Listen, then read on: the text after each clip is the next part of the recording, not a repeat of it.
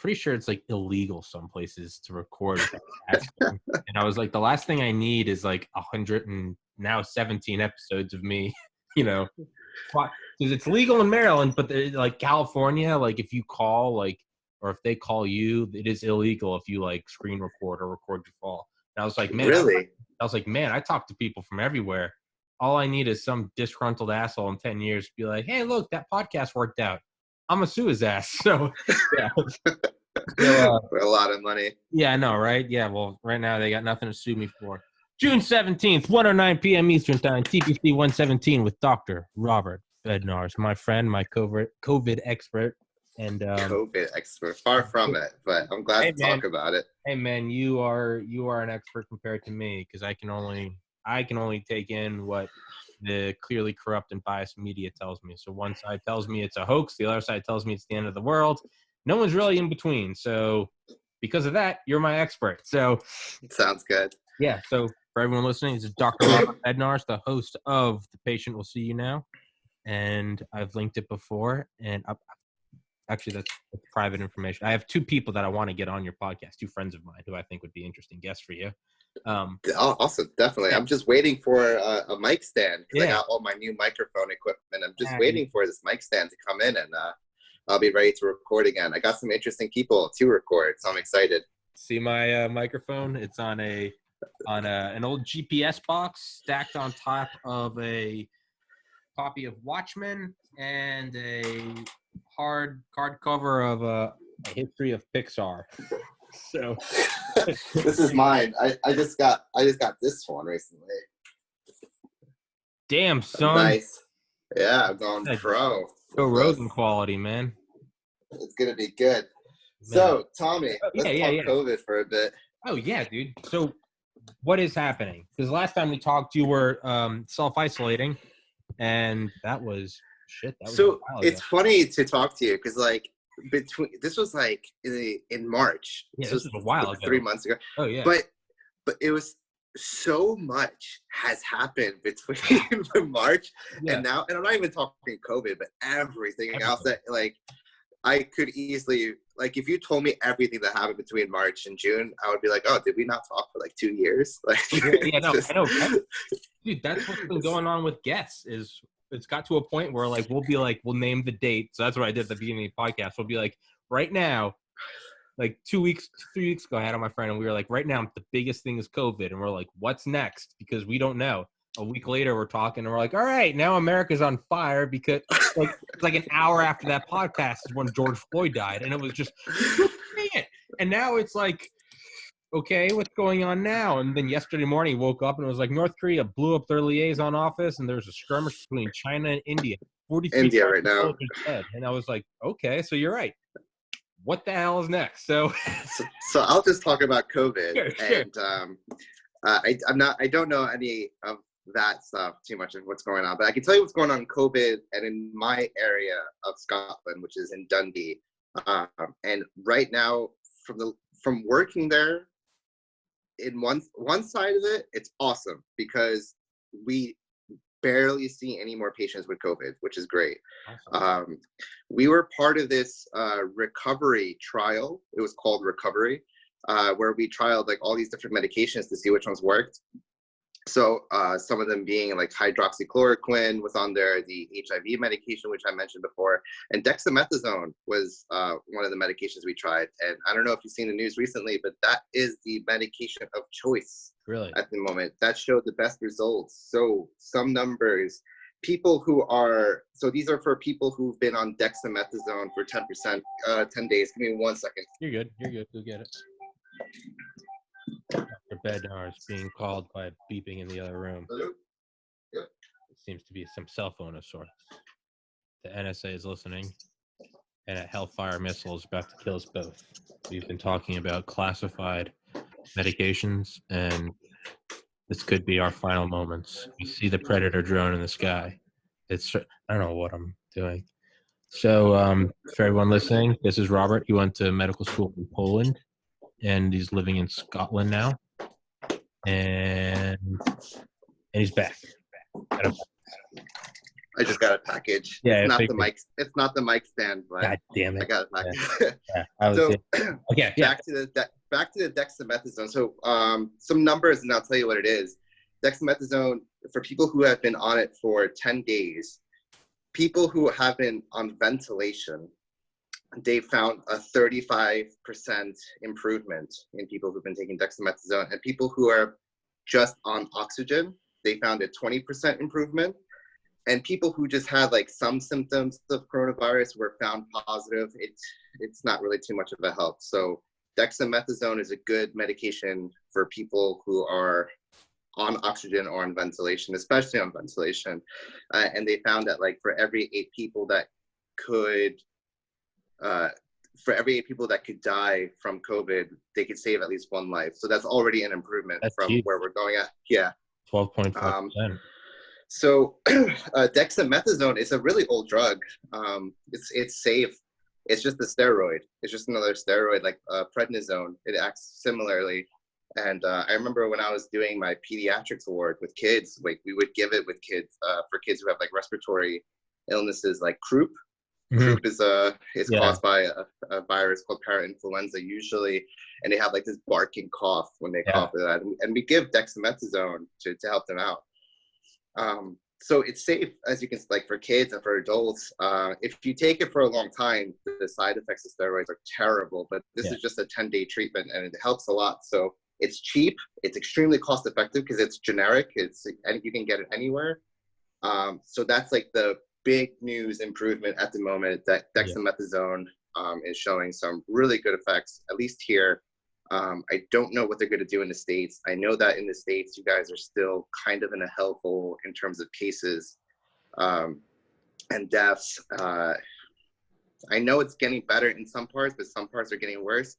I don't know if that's because of the protests, because that obviously is a thing. We can't avoid it with people going out there and just going to protests and like not respecting the 6 feet rule. I guess you guys have. We call it 2 meter rule here. So that's it. But here in Tayside, I said that there's 2 sides. That the good side is that there's no one here, but like for me, it's just there's no patients for me to see now. Yeah. So man. So I'm not learning since I just started becoming a doctor. I'm not learning too much. We get patients that come in that like, oh, they might have COVID because they have like maybe a new cough or a fever or maybe some shortness of breath. But again, these are people who have like COPD or asthma or some other kind of issue going on. So like, all right, cool. It doesn't really sound like COVID to begin with, but I see where your thinking is at. Let's just better safe than sorry. And then we swab them. Have you been swabbed for COVID yet at all? I have not been tested. I have shit since we last talked, man. I think I've gone to the grocery store twice, fully decked out. I have not left my house in like 3.5 months, man. Really? Dude, I walk around my neighborhood for exercise. Gym is closed. My parents been working from home. My dad just went back to the office this week. I've been inside for like close to like 100 days, man. I've just been walking a mile in the morning doing push-ups. So I don't have it. And I historically get very, very sick. Sicker than my 2 siblings. I always get sick. So if I don't have it, then I don't think I could be asymptomatic. I think if I got it, I'd probably be the statistic, like 29-year-old man dies from COVID. So I have not been. I hope not. I haven't not been swabbed because, dude, I haven't. Whatever episode you were, 60, 70, now we're on 117, man.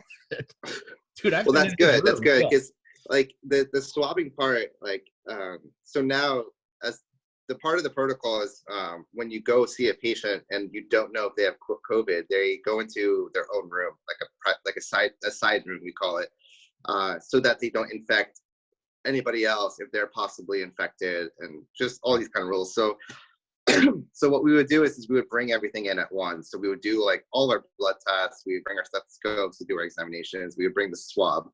And I always tell them like, before, like, let's just get this out of the way because this is going to be the worst part of this examination. It sucks that it's the only way at the moment to check if somebody's positive for COVID.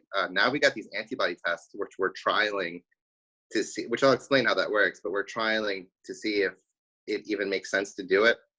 which I'll get into. But the swab it's a long Q-tip. I know there are like some talks with Trump calling it a Q-tip, but yes, but there's a long swab. It's a long swab, and it's got like these bristles at the end of it that are just not fun. And it goes. So the way we do it is we take it and we go straight to the back of your throat, and we try to get some, just a couple of a sample in the back of your throat. Take it out, and it goes straight back to your nose with the same swab, and we go straight down into your nose, and it's like this much going into your head. You know, it's a lot. I got my tonsils out in 2014 at age 24 because I think I had strep throat twice a year for like 24 years. I'm familiar with the swab. Earliest memories are just Oh yeah. It's not. So I tell like it's not pleasant. Like you'll gag, you'll tear up. Yeah. And for me, it's like if they don't tear up, I don't feel like I did a good enough swab. Get back here. Yeah. And that's happened too. So like in the beginning with newer doctors, or like people who are just unfamiliar with how the testing works, because it was like a new thing that we had to do it so much that we wouldn't swab well enough. So the test would come back negative, but then later the patients turned out to be positive, and they would just go infect a whole bunch of other people, and like, crap, we didn't catch it. You know, so we were really like strict on how we do our swabs, and that's really important.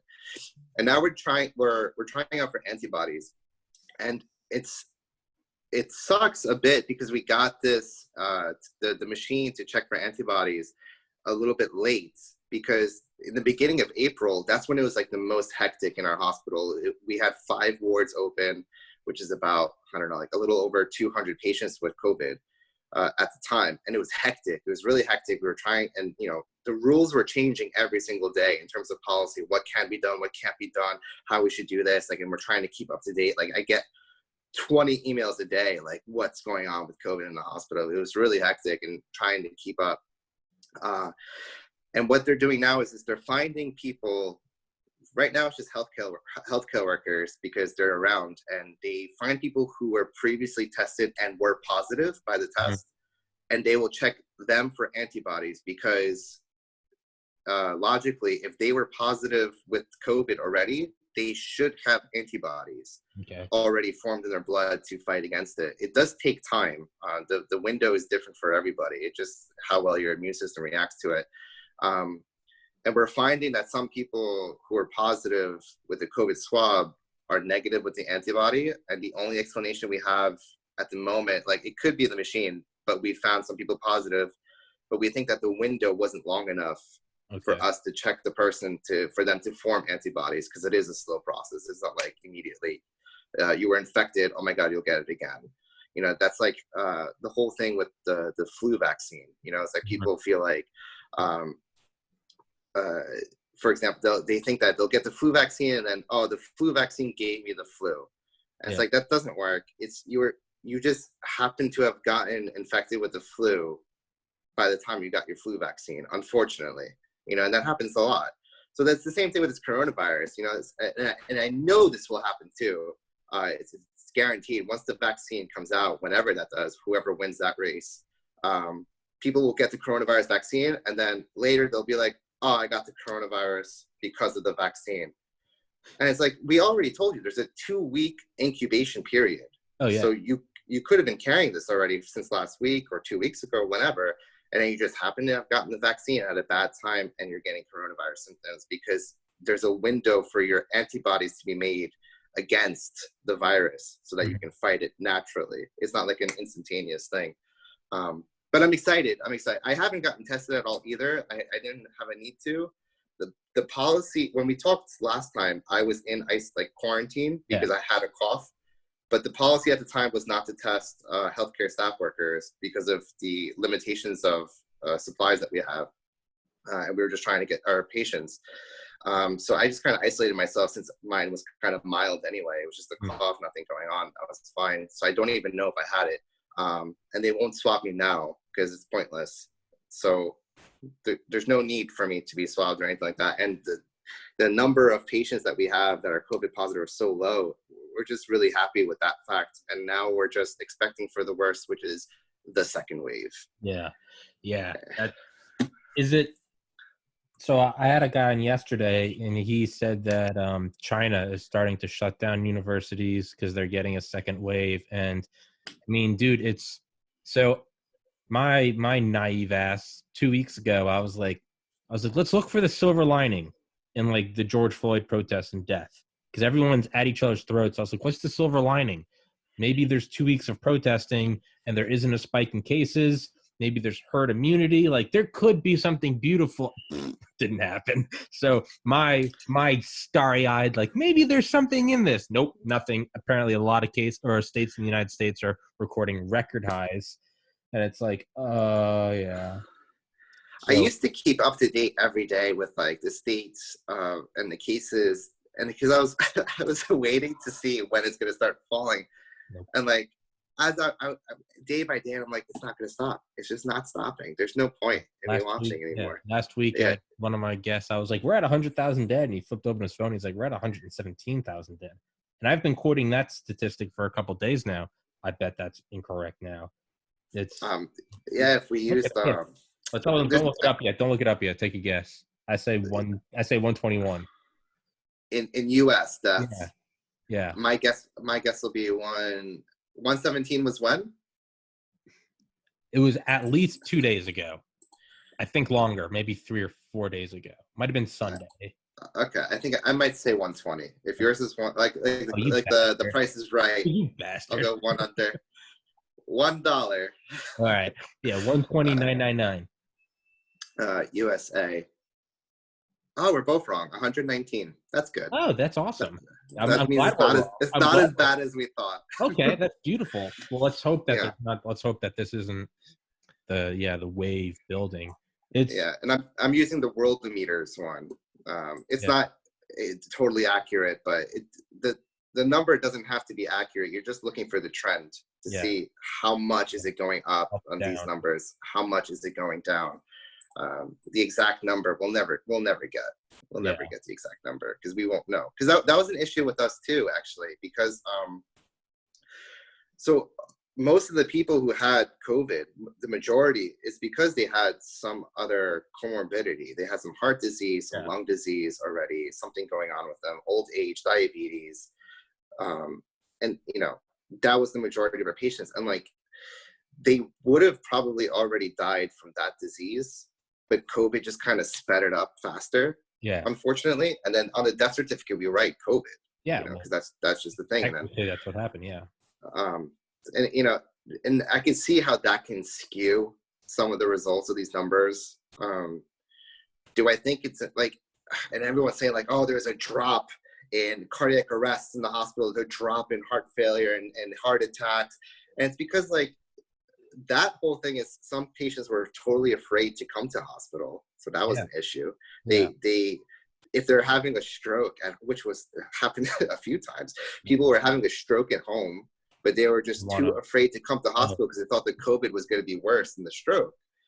So there were like adverts and stuff saying like, if you're experiencing symptoms, come to the hospital. It's like, don't like stroke will kill you faster. It's like we want to take care of you. It's not terrifying to come to the hospital. I know COVID's around, and your chances of getting it for coming to the hospital is relatively higher, but you can possibly die by not showing up. You know? It's probably, would you say from as an MD, would you say that it is probably better that a lot of these are being chalked up to COVID because it's like, let's just be safe. Like on one hand, you could argue it's artificial because it's like a 94-year-old with COPD and they got COVID. It's like, was it really, this was going to happen anyway? On the other hand, is it just better to be like, let's assume this is more lethal than it is, and then because it's much better. That's much more safe to be when it's a global pandemic. It's much safer to be like, let's assume it's worse than it is, right? Let's assume the nuke is bigger than it is and dig the bunker deeper, right? It's what do you think? So I've thought about that before too, and I keep going back and forth. It's really difficult because even when we had swine flu coming out, SARS, not the bird flu, but H1N1. Swine and SARS, I think those were the biggest ones that like the US was kind of afraid of, and Ebola for like a short period. That was like a 2-week thing. Yeah. never did you see countries shutting down stores, governments shutting down, the economy completely collapsing, you know, or lack of, I don't know, I don't understand stocks, how it's still going up and people don't have jobs. Me neither.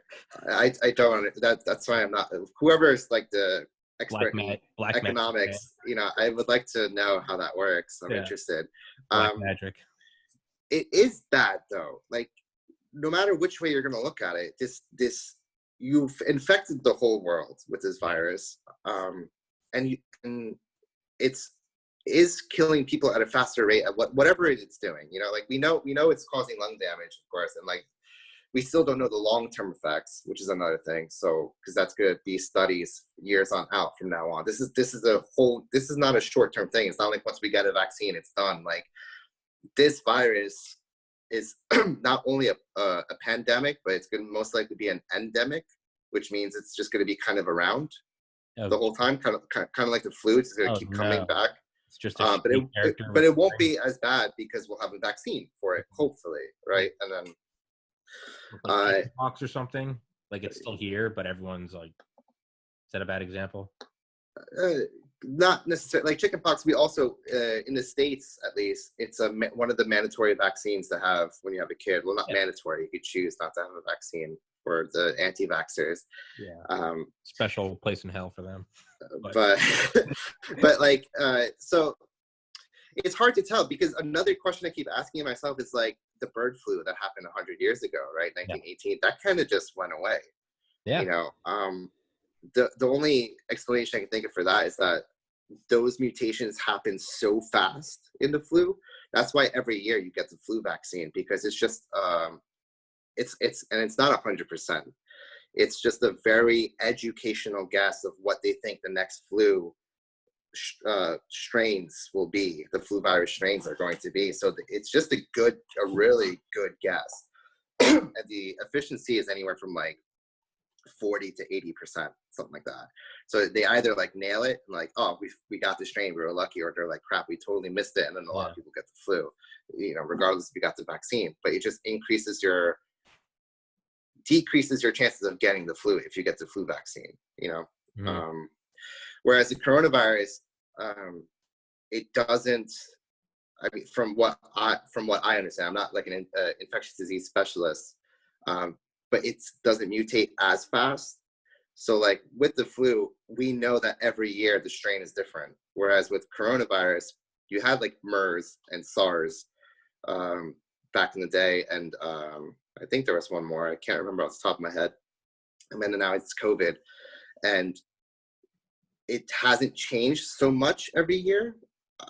Again, I remember back in January when this wasn't even a thing in the States or anywhere else yet, my friends messaged me and they're like, yo, did you hear about this new coronavirus that's going to kill everyone? I'm like, the coronavirus causes the common cold. Like your sniffles and cough and what puts you in bed for a few days, that's the common cold. It's coronavirus.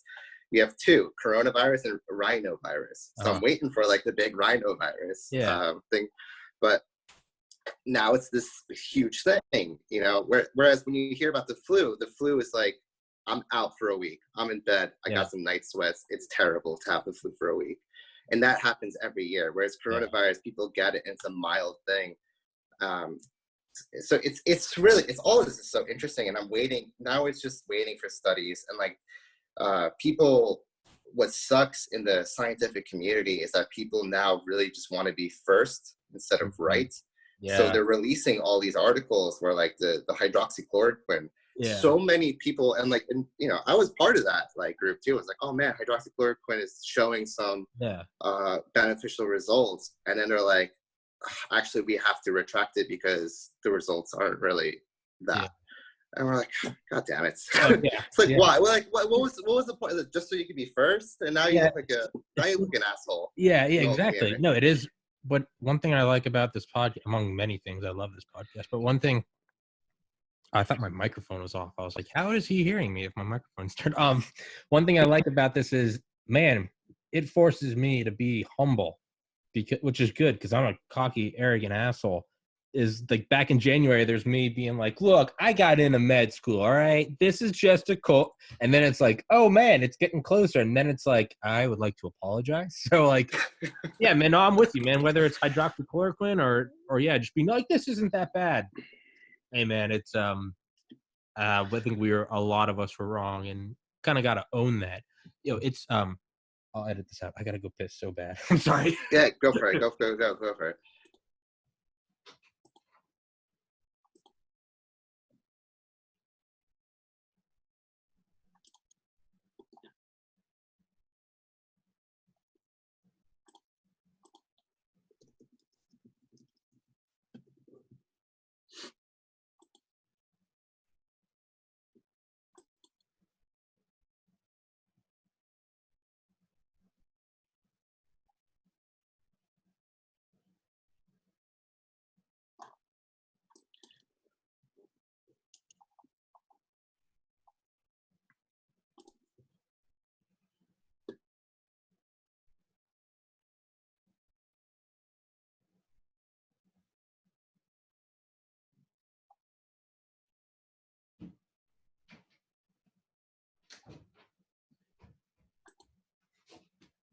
Thank you. Let me write down a timestamp. All right. So yeah, yeah, everyone wants to be first rather than right, which yeah, that whole thing. It's just such a bummer that like we've come to this where everybody just wants like I feel like we live in this world now that you need to be known. Whether it's in the scientific community or on TikTok, like whatever you're using now, or even podcasting, whatever you want it to be, pick your poison. Like people just want to be the first to call out something because then they'll be known in that case. And I think there's this great book. I totally recommend it. I just started reading it, but so far it's really good to get into. It's called Thinking Fast and Slow. Okay. Write it down. And it's basically like what's like an example that they can, there's a lot of examples in there. I'm trying to think of one on the top of my head. Like let's say you have a picture of a woman that's like really angry. And it's like you can see immediately that she looks angry. She looks like she's going to yell at me or something like that. And that's like your immediate fast thinking, where your slow thinking is taking a step back and trying to think like, okay, is she actually really, could it be something like, why is she angry? And you're trying to delve deeper. You're trying to take a step back and think a second longer of what this could be. And that'll give you better results, like a better perspective of what's going on. And like, that's just another thing with these things where it's like people just in this in world, in society now, people just want to do things fast because it's easy. It's like you don't have to think much to get to it. Like you're either right or wrong. A lot of these things that like Trump said, like I keep using Trump as an example. I'm a Democrat, but he's just such a great example for a lot of things. He's a moron. And I try to step back and like try to understand why he says these things. And in a way, I'll get to that in a second. But like, so he says a lot of things that like he wasn't able to own up to. But he says it just to get a quick reaction out of people because it's that fast thinking, and people will react to that, and that's fine. And even if it hasn't happened yet, they'll forget that he even said that because he says the next thing. Yeah. No, dude. He said the next thing. Dude, I'll tell you, as someone as I grow and change, I switch back and forth. Right now, I'm currently a little more conservative, but dude, I'll be the first to say, I'll be like, dude, I just look at Trump and I'm like, shut the fuck up, man. Just God, like there is something to be said for being more presidential and reserved and not just like fake news, idiot, sad, ugly wife. And it's like, oh no. But it's because of that he understands his demographics so well. Like that's not the right way to say it. Not his demographic, but like he knows what will trigger people faster and get those, because it's your emotion. Your emotions is what's going to make you do the choices that you're going to make. It's like because of your emotions, because like you see, let's say you're going out to an electronics store, you see something shiny, I'm like, oh, that's shiny, I'm gonna buy it. Like, that's awesome. And then you take it home, you're like, actually it's crap. But it's just that emotion that you gave off immediately, and that's what he does. And in a way, just a tiny piece of me, and I'm like, I know my friends will hate me, but it's like I I respect the fact that he's president. Because like not everyone can get there. He's still president of the United States like of America. or hate the president got to the presidency. It got to the Like or hate presidency. him. I'm just like, I can't think of anyone else that could get to that position the way that he did it. Yeah, you know? it's people that are like Obama is a dumb shit or like George Bush is like, he's mentally challenged. It's like he got to the Oval Office, man. So whatever he is, you are by default below. And but there's got to be like, yeah, you're right. There's got to be like there is like, you understand. It's like, I remember in college we had to like write papers about it. Basically, it's like prove me wrong or change my mind. And I love that. Yeah, I love it when people prove me wrong. It's such a good feeling. Like, it's a good punch right in the ego. You're like, okay. But some girl was like, Kim Kardashian is not stupid, and everyone was like, all right, let's hear it. And she went on and talked about her businesses and how she makes. And ultimately, it was like, so is she stupid for? Or like this was like 2014. She's like, she earned $60 million in profit last year. And all she does is post pictures on Instagram. Like, if you can figure out how to bring in $60 million by just flicking your phone open, hey, man, like her or hate her, you're talking about her. Is she stupid? And if she is, why don't you do it? So yeah, exactly. There's a certain amount you gotta like, damn, all right. Yeah, you're right. And another thing where it's like people are saying like, oh, but Trump, like, of course he's president because like he has all these connections. I'm like, he wasn't born with these connections. Like maybe some of it from his father, don't get me wrong, but like he still had to work with these people one way or another for them to be like, all right, this guy's gonna be president now. Yeah. You know? Yeah. Or, people right now, it's like, well, if Biden wins, he's just winning off Obama's coattails. And he's like, okay, let's take that and go with it. Why does he have Obama's cool? Because he was the vice president. How did he get to the vice presidency? Because he was chosen to be vice president. Why was he chosen to be, 340 million Americans? He got chosen. So he was the vice president, not you. Exactly. Exactly. People aren't stupid. You can hate them, and they could be objectively bad people. Trump might be. So you can hate them and not respect them, but goddamn, like they're not stupid. They're not. They are not. You can't say that they didn't do it because they did it. Yeah, it's LeBron's a baby. It's like, dude, he's LeBron. There's a reason why he's LeBron. You don't hear the name Tommy. You're not like, there's a reason why he's Tommy. He's LeBron. But we're going way off into the weeds. But that's a dangerous thing when you have this reactive, emotional thing that works very well for becoming school president or prom queen, or in this case, president. Science doesn't give a fuck about that, though. And that's bad when we get that I'm first, put out a retraction. You can publish anything now and be like, this guy raped a kid. And then you can put a retraction out a week later. Our sources were incorrect. As long as you technically do that, you're legally in the clear. The damage is done. And a perfect example of this is, I just got to find the guy's name. I know his last name.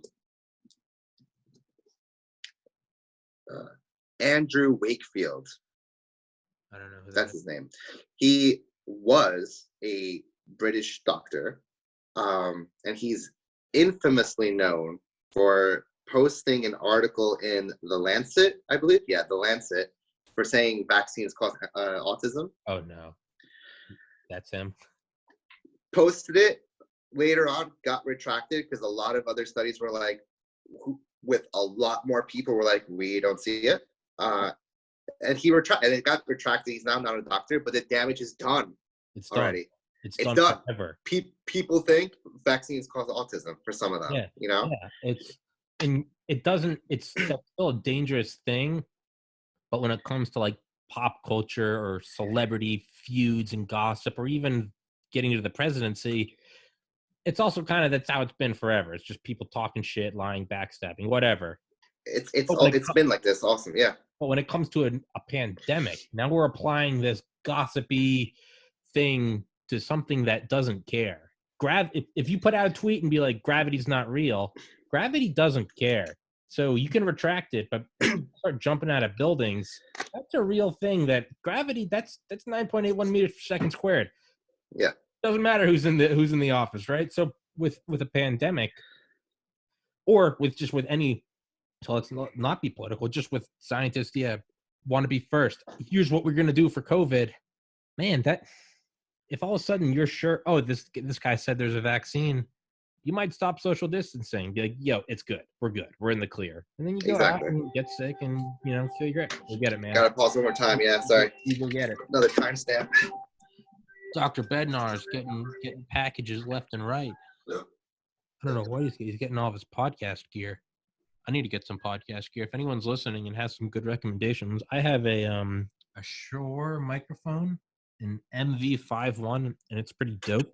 And I've got a 2019 MacBook on a couple shitty fans, but I definitely want to step up my game to get crisper, clearer voices and sounds.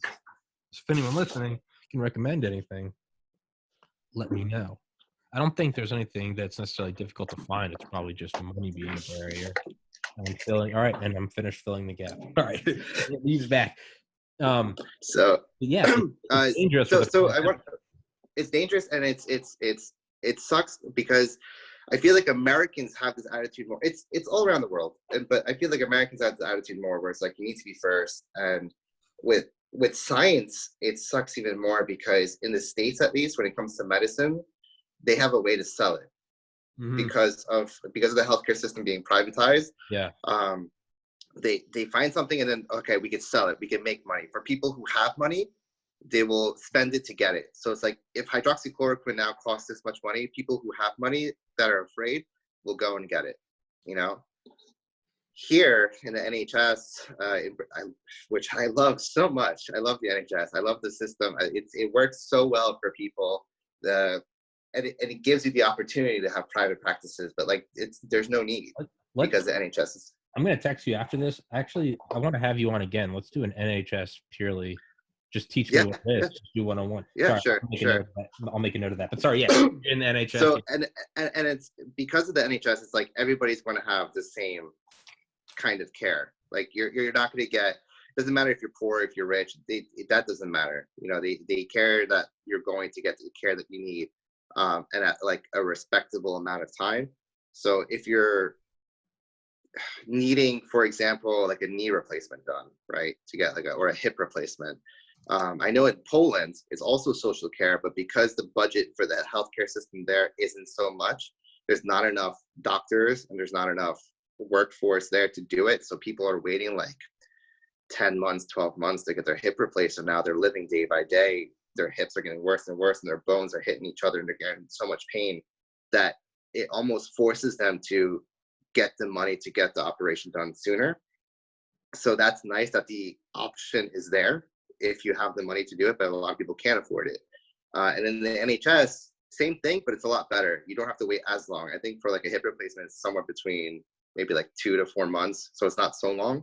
You'll get it done sooner. And the care is the same all around. Whereas in the States, depends on your insurance. Do you have a good insurance from your job? Or do you have the money? Do you not have insurance? Oh, well, you're going to have a huge bill after this. Don't worry, we'll give you a payment plan. It was so weird when one time my girlfriend came to visit me here, and I hope she doesn't hate me for saying this, but it's nothing crazy. But like her wisdom tooth got infected. Like one of her wisdom tooth, which the pain wasn't from it coming out, it was just infected, and that was causing her a lot of pain. So on a Sunday morning here in the UK, you can dial 111.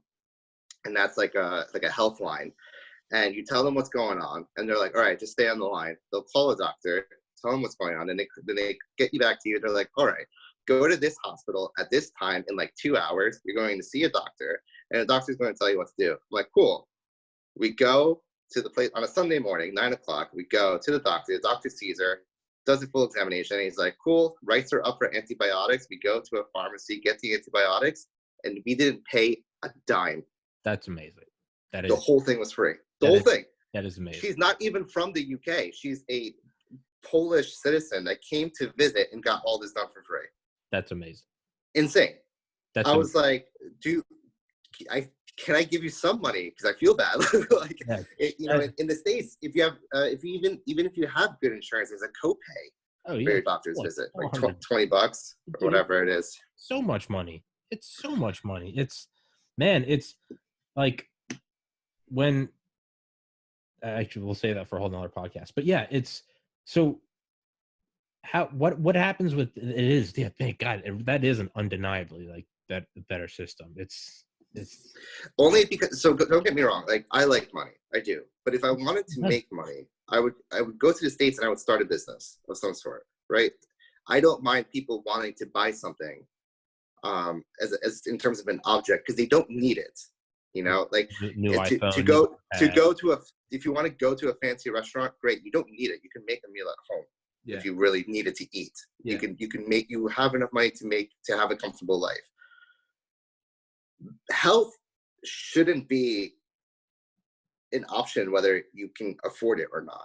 It shouldn't be one of those things like, I want good health. It's like everybody should have the right to be healthy, you know. That's something I feel really bad. I don't want to work in a system that I'm taking money from people so that they can get healthy. And like, I was in that position where I didn't have insurance for a while, so I had to pay antibiotics out of my pocket, you know, when I had strep throat or something like that. Yeah. And it sucks. And there's a lot of people like that in the States. There's a lot of people who can't afford it. They have a minimum wage job. And again, yeah, this could be for a whole nother podcast episode, but it sucks. And I don't think, if you're working in medicine in the States, it also sucks because going to med school in the States is like costs so much money as well. I got into the University of Miami Miller School of Medicine. I was going to start in August 2014. $80,000 a year for 1 year, right? Whereas here in the UK, I went to school in Poland, so it was still expensive because I went into an English program in a foreign country. But in the UK, if you're a UK citizen, you go to med school, they just started charging their students not too long. It was like within the 20 years or something. And it's like, sorry, I know it's a lot, but you got to pay £2,000 a year. Like, that's a lot. Like, are you kidding me? That's less than my community college that I went to. That's insane. That is insane. I mean, on the other hand, even if someone that doesn't have money, I also get like, look, man. So like, when I was 18, the first person I voted for was Obama, because I was like, fuck yeah, hope and change. Like South Park, hope change. And then after like 4 I love years, South Park. Yeah, hope to shine. But like after, and then going into college and just studying 7 days a week, not drinking, living in a frat house with just fucking living there with just drunk hot sorority girls there every night. But I was going to bed sober, quiet, like gotta wake up, gotta study organic chemistry. Doing that for years. Come 2012, I voted for Romney because I was like, dude, I don't want national health care. I was like, people are like, you shouldn't be a doctor for that. And I was like, okay, fuck it, you can hate me. I was like, I'm working this hard. I don't want to take a pay cut. And I got into med school, eventually didn't go for completely different, just wasn't happy with it. But in hindsight, I realized like, man, there's nothing wrong. Like, I don't think there's anything wrong with wanting to make money. In hindsight, I'm like, I agree. It's, if you really want to be like a ruthless like capitalist, which I don't think there's any problem with, that's fine. Maybe healthcare isn't the way to do it, right? Maybe so that's the way I'm thinking too. So yeah. So I'm the same way. So it's like, if you want, and like, again, I respect people who like, because people can like money, and I like money as well too. Jeff Bezos, shit comes from it. Yeah, it's like, I would love to start a business of some other kind, maybe like a restaurant or something, but like, I don't want to ruthlessly take money from people who need to be healthy.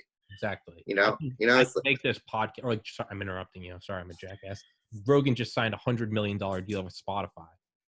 Not everyone can have Spotify, but it's a luxury. You don't have to have the Joe Rogan experience. It's, if you love it, go get it, and cool. Hey, more power to you, Rogan, getting $100 million. Like, the conversations about like DMT and like apes balls, like that's not, you don't need that to survive, right? And it's, but I don't feel bad. So like, I don't feel bad like hustling for a podcast and like getting it going, like, because no one needs this. In hindsight, it's like, I did want to help people. I think I also really wanted to make money, and it was like, okay, can I really be like, fuck no, healthcare needs to be expensive so I can get my fat paycheck? Like, my uncle who went to Duke Med School is fucking brilliant. I remember him telling me, he was like, he's what you said. He's like, there's something wrong with wanting to make money. He was like, but if you can get into medical school, you can make the same amount of money doing something else or doing less work.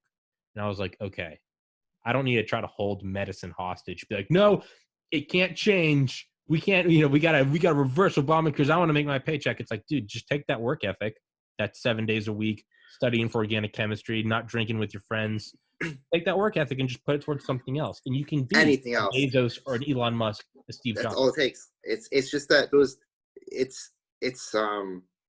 I 100% agree, because I remember when I used to be in a band back in the day, and like I love creating things. I love building things and creating things. The one thing I don't like about being a doctor is that I'm working for someone still. Yeah. Like I still have a job, and I am a cost to a system in a way. Like, yeah, I'm providing this great like service to everybody, make sure they get better and getting, taking care of them.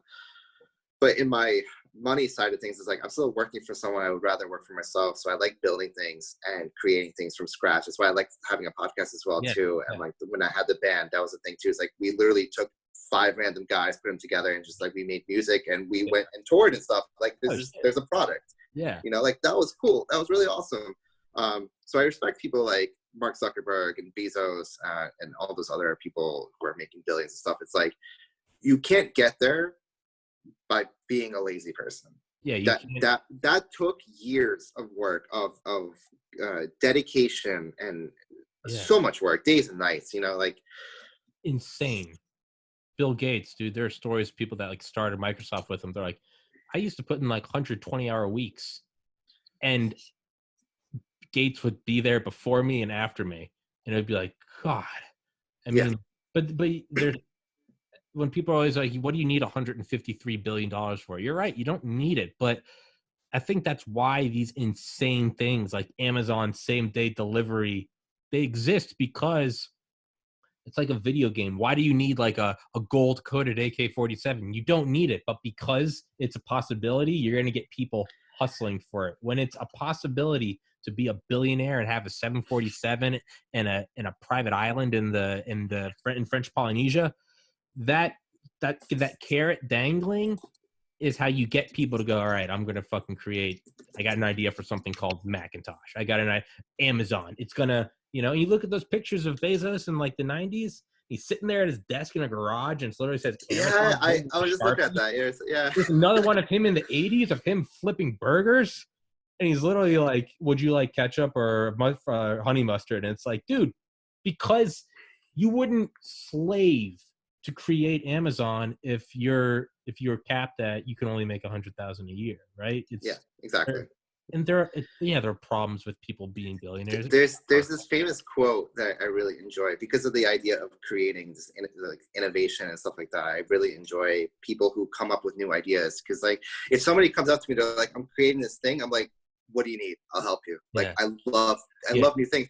And there's this quote by Henry Ford where it's like, if I asked people what they would have wanted, they would have said faster horses. Yeah. I love that quote. You gotta you just gotta take it. Instead, he made something that people didn't know they wanted yet. Yeah. Right. Yeah. Amazing. Yeah. You're right. That's insane. That's insane. So I'm all for like, that's why like this Facebook, it was unique of its kind. Yeah, there was like Friendster and MySpace and Zanga, whatever you want, all those at the time. But like his was different. And from the years of coding he's done since he was a kid, because he loved it, it wasn't even work for him. Like, I wish I had like the work ethic I had I wish I had the work ethic I had the same way I played the amount of video games I did when I was younger. I know, right? Like, hours of like planning how to beat this boss, like day and night, working in teams or whatever. It's like, and then I remember doing that with the band, like day and night, just sitting and like doing boring work and just like emailing stuff and like emailing people, just making sure we get reviews. Can we get the show? Can we get the show for this much? Are we playing with this band or that band? What time? Making negotiate. Like, I loved it. So like it might have been boring work for some other people, like, but this is like, and you see the results. Yeah. And that's what drives you faster. You're like, yesterday, one person listened to the band or like the podcast, like one person downloaded it. Cool. Today, three people. Like, I'm doing something right. Yeah. Let's keep going. Like, dude, when I like link my podcast and then I go into YouTube Studio and I like see the views and where they're coming from, when I go link it on like a certain subreddit or website, and then I see the views come up on here, it's not even that. It's like there's such like a mouse finding the cheese dopamine reward. I'm like, I got it. And okay, dude, right? You know, you got like a Rogan podcast. It's up for 3 minutes and it's got 40,000 views. This is episode 117, started on December 12th, and at 35,000 views total. But you're right. There's something about just grinding, just emailing everyone. Can I get even with you? It's okay. We're going to do this. Mix it around. Get this guy goes here. This guy goes here. Have this guy on Wednesday. Yeah. Okay, we can flip that. And it's you get it. You absolutely get it. Yeah. It sucks a lot of the time, but it's like a video game where oftentimes it's not even beating the boss that you really like. It's just like okay, fuck it. We're going to try it for the 1100th time. Yeah, we're going to try a different tactic. Put the sentry gun here. I'm going to flashbang him. You come here. That is the fucking you don't want to admit it, but that's what you love. You love the grind. But you know what it is about that? Like I'm glad you used the analogy of a video game, because I'm the same way, where it's like, let's say, I don't know, choose a video game, like Call of Duty, right? Warzone. Yeah. It's like, let's say you're playing Capture the Flag. You need to figure out the fastest way to get their flag and come back. So like every time you play that map, it's like you're finding a different way to get there faster and come back faster. And every time it's different. And even if you think you found the fastest way, you're like, I wonder if I can find a faster way. Yeah. You've done so many different routes that you now know the map like the back of your hand. So yeah, so I wanted to tell you that. So I started playing Modern Warfare 3 from 2011, but I like it. I like it because it's just there's like the solo maps, there's survival, right? And there's underground. I'm behind, so I don't even know. I think this is a popular map, but like it's just, you know, you just survive wave after wave, and there's an infinite number of waves. You can't win. And I started playing it in like January. Like I couldn't get past 5. Now I'm like getting to like 35. But I realized really quick that like I loved this map. I loved constantly, because I've seen videos of people getting to like wave 200. So that's why I like it. I'm like, okay, good. I can play this for like years. But what I did was like very early on, I was like, I love doing this. It's a complex equation in my head. And sometimes it's like, let's try only submachine guns. And sometimes you do 10 waves and you're like, man, I didn't learn anything. Sometimes you're like, oh, fuck. All it took was shifting the sentry gun so it's staggered. And you're like, and all of a sudden that makes the biggest thing. And so what I started doing was like, I love doing this. It's this infinite puzzle. And I was like, instead of putting 10,000 hours into this and not getting anything out of it, because once you don't need to hear it aside from the dogs barking, those suck. I mute it and I just listen to audiobooks now. So I do it for like 6 hours in the evening. But what I'm doing is right now I'm listening to Skunkworks. I'm learning all about the F-117 and early stealth technology, all the while trying to take down the juggernauts and using a riot shield and calling in Delta Force. And I'm doing this puzzle while I'm learning. But dude, I'm not kidding you, man. I've probably listed like 20, 30 books. History of like the Soviet Union, like early computer technology in the 50s, like NSA undersea water or underwater cable tapping in the Soviet Union from like Operation what is it called? I think Ivy Bells. It's like I'm learning all this shit that I would never in a million years sit down and read. But dude, I'm listening to, I mean, every week I'm listening to 60, 70 hours of like dense audio, not podcasts like my shitty podcast, but like dense, you know, Neil deGrasse Tyson or Sapiens. And I'm learning about the evolution of the Cro-Magnon. All the while, got to get the light machine gun, ACOG scope, get the grip, watch the angles. And I found a way to, back to what you're saying, I wish I loved this thing that I put so much time into. I realized, why don't I take something I already love, mute it, audiobook, and then I use everything that I learned. That's how I talk in podcasts. What's interesting though about the video game though, for you to get to that point, you had to have played it by itself with the audio and stuff so much that now you can kind of play it, mute it, and like have some of your attention to your audiobook and some of the attention to that. But what I wanted to say is that you were able to, one thing that I love getting into arguments with, because I love playing devil's advocate for everything. I get people really angry by being a devil's advocate, and something, if they don't know me, obviously it makes them really mad, but people who know me, they catch that like, let's just play around with this idea and see where this will go. But what people let's say that turret you put this turret here, and that made a huge difference. You probably can't explain why, and I'm sure there can be 100 people telling you, oh, on paper that wouldn't work, that makes no sense, and you're just like, I don't care what you said because it obviously works for some reason, and I'm just going to keep going with it. And it's the fact that you're doing it. So the same thing with a podcast. A lot of people are like, oh, I want to do a podcast, but I don't have, like I'm complaining I don't have a mic stand, but just that, I started it. But like a lot of people who never started a podcast are like, I don't have a mic, I don't have this program, I don't have this, I don't have that. Yeah. People who want to exercise, I don't have the headphones, I don't have the right running shoes. Oh, once I get the shirt, I'll be okay to run. It's like, no, just do it. Just start. Just start. Because I remember being in the band, like this is where I get this attitude too. I remember when I was in the band starting out, we didn't have luxurious recording gear. Yeah. We just found out that if we put our phones behind the glass case in the corner of the room and played, it recorded well enough for us to be able to differentiate what it sounds like and listen back to it. Yeah. And then we just like did so many we MacGyvered so many things for it to work, because we didn't have money. And that's what I love too. It's like when you don't, there's another quote that I really, really like. It's I think it's something along the lines of, when you're faced with limitations, you become more creative. Yeah. Necessity is the mother of invention. So there we go.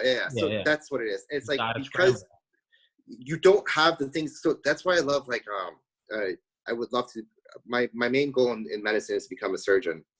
And with some surgeons I've worked with, they're always like, they get angry when their specific instrument isn't on the tray for them to do the surgery. Yeah. And I'm just like, if you were a good surgeon, you'd be able to do it with a spoon, like, if need be. That's why I really, at some point, until, now that I have a girlfriend and like my family cares for me and stuff, I at some point I really wanted to go to a war zone and do surgery there. Combat medicine, yeah, because that's when you have a lot of limitations, and a person's going to come to you with like their leg hanging by a piece of skin, and it's like, you need to do whatever you can to save him now. I'm like, let's do it. You don't have time, you need to think now. And then once you get put into a environment that has everything, you're like, this is really easy now. Like, you're not stressed, you can do all this, you have everything nearby, like, you have time. Okay, this works, it's okay. Like, when I taught myself Photoshop from 2016 to like through 2018 on an old iPhone 4, little like 4-inch wide iPhone 4. Taught myself completely, only using free apps, never once even looking at the tutorials. Finally, about a year ago, got an iPad with a stylus. And what I had to learn through my little iPhone, which the biggest canvas you could do is 6,000 by 6,000 pixels. You could only do so much. The size of the files could only be so large, and you could only process it for so long before it would just shut down. So I'd have to learn, okay, I can only do these programs. But I learned, and just fat, stubby little fingers on an old screen, I had to become so creative and learn so much. And then once I got an iPad, it was like, it was going from combat medicine to some like trauma center. I got this big screen. I got to like turn my head to see it all. I got a stylus. I can go in like 13,000 pixels wide. I can go in with a stylus and just literally remove individual. It's got processing power stronger than our 4-year-old iMac. But because I had to learn on that thing, I got to there. The ins and outs. It's like, dude, I never would have got that good without that limitation. I'm on a 2019 MacBook with a microphone propped up on an old Garmin box. And like I said, a Pixar thing. I've got 3 laptop fans under here. And I found out because screen recording, it was getting too hot and the fan would kick on and get really hot. And then I tried to be doing the podcast and it would just... So I had to tinker around. So you can't see it, but I got wires everywhere. I was like, what if instead of doing one fan really powerfully, I just got a couple of these shitty from Amazon, stacked them up, put them all on the lowest power. Okay, now you can't hear it. I got this little like thermometer, like digital thing, so I can see it. And it's all about how to play it differently and hopefully I can get this podcast going more and making money, and then I can actually get, like that dope microphone you got, a stand. I can put like those sound suppression things on the walls, those like, Yeah. and I can I can upload it in 4K so people can see my ugly face in high resolution. But right now it's like, I'm at 117 episodes, and it's like I gotta learn how to do this. And like, okay, I don't know anything about video editing. Now I gotta learn how to compress it, because to upload a 3-hour podcast, screen recorded in 4K, that takes 4 days. And I'm doing a podcast tomorrow. I need the computer. So it's, how do I compress it without it looking like, 2002 E-Bombs World video? Okay, gotta find a middle ground. How do I? Gotta use iMovie. That's how the audio can get. I just press it and I click auto on the audio, but that heats up my computer like a nuclear fusion reactor. So what do? I open the windows, get some 50-degree air to here, and I got 2 fans next to it. All right, let's use physics from college. Let's use like a heat transfer. Okay, got to change the surfaces, and it's all. My friends came and saw this, and all they ever see is the flag, salute, and that's it. But they came up here and they looked at this and they're like, "What the fuck is this?" And I was like, I was wondering what it looked like, because I told my friends, like, this guy. It's like, and the only thing I see is this American flag behind him. It looks like shit. Anything could be going on, dude. It looks, man. If FBI came in here, probably be arrested for homemade bombs, dude. There's a little light, and I'm just tinkering shit. But for right now, it doesn't make any money, so I have to use what I have. And exactly. And it's because of that, I think I've become much better at it. It's maybe I have, maybe I haven't. Dude, I gotta piss again. I'll edit this out. I'm sorry. So really quick, actually, because what do you gotta go? I'm gonna wrap it up slowly. Okay, yeah. So this goes in so nicely with what's going on with this whole COVID thing, and then we'll wrap it up. Okay. It's because of so many people in quarantine. I'm glad we were talking about all this, because this also forced a lot of people to become creative at home, to try to entertain themselves. It's like you can only watch so much Netflix, but then you have time with your family now, and you got to find creative ways to have fun, because now you can't just go to the movies, you can't just go to the park, you can't just go to wherever you want just to have fun. It's like we have to find ways to have fun together at home, and people who are willing to put in the work, then you got the lazy people who are like, well, just do whatever you want. I don't have time to think about it. They don't care. But then there's people who really care about their family and want to try to find ways to get creative, and they have these limitations. They're like, let's do this, let's have fun with this, and I really appreciate it. I think that's one cool thing that came out of this COVID thing, where I think people were able to see how important family is and how unimportant a lot of the other things are. It's like, you don't need all those Amazon purchases, you don't need the most luxurious restaurant, you don't that's not what you need to live. Like, you just need a roof over your house and food and some good people around you. And I think that's the best thing that came out of this whole quarantine. It has. It is forced a lot. I mean, going into the podcast, or not going into quarantine. I remember seeing some post by someone on the Jocko Willink subreddit, and then the Navy SEAL, and someone was like, it was like the first day of quarantine. It was like, there are 2 ways you can come out of this: like overweight, overweight and angry at everything, or you can come out like you 2.0. And I was like, so I've uploaded, I think, 60 podcasts since quarantine started. I'm down. That's awesome. Congrats. I'm down 13. Thank you. I'm down 13 pounds. Hell yeah. My meditation game is on point. I've listened to so many audiobooks. I am now a fucking assassin on Modern Warfare in my own little solo playing. But yeah, man, there's 2 ways to do it. Yeah. Much closer to my family. I'm, my mom and dad.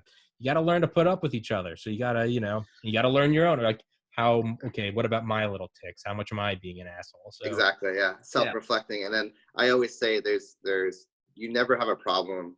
It's just another challenge. Yeah. That's it. Yeah. There's no such thing as failure. There's losing and learning. Yeah. It's fuck yeah. Tommy, it was a lot of fun.